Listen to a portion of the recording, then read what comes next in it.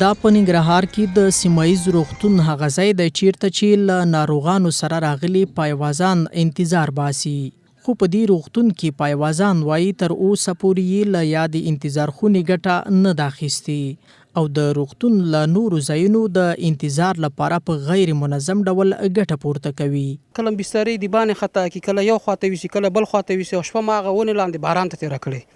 او بس خاص والا نشته څه پښتنه والا یې څه بس موږ نه پښتنو کې څه چل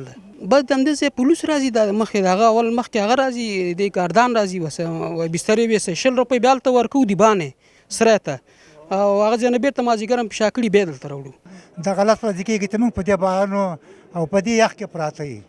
دغه د غمخور پیدا د وټاک نو تخلاص کې موږ پکې کینو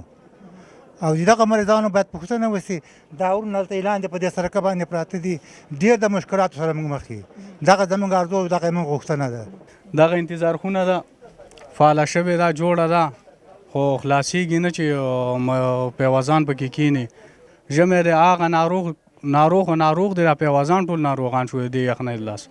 د سپینګیري له یوې لرې ولسوالۍ د ننګرهار سیمایز روغتون ته خپل ناروغ راوړی که څه هم له یوې خوا د ناروغ اندېښنه ورسره ده خو له بلې خوا بیا د شپې لپاره د ځای په فکر کې دی.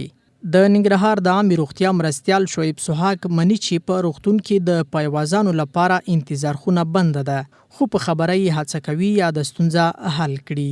فقط موږ یو ثبت پاتې چې دغه ثبت شي موږ سره هغه ډاکومنټ اسناد موږ وګورو چې په دې کم جنس احیان کم نه وسیږي فرض موږ خلاص کو استفادې وړ ګرځو سبات بیا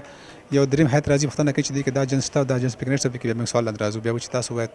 جنس پکنټ تاسو تسلیمولو نو بنا موږ ثبت ریکارډ غواړو چې ثبت دی وشي هغه رسمي ثبت باید یاد شي چې دا انتظار خونه څو میاشتې وړاندې تر جوړېدو وروسته ګټې اخیستنې ته سپارل شوې وه خو لا هم دا انتظار خونه د پایوازانو پر مخ نه ده خلاصه شوې. جاوید رزمن، انعکاس رادیو تلویزیون، جلال آباد.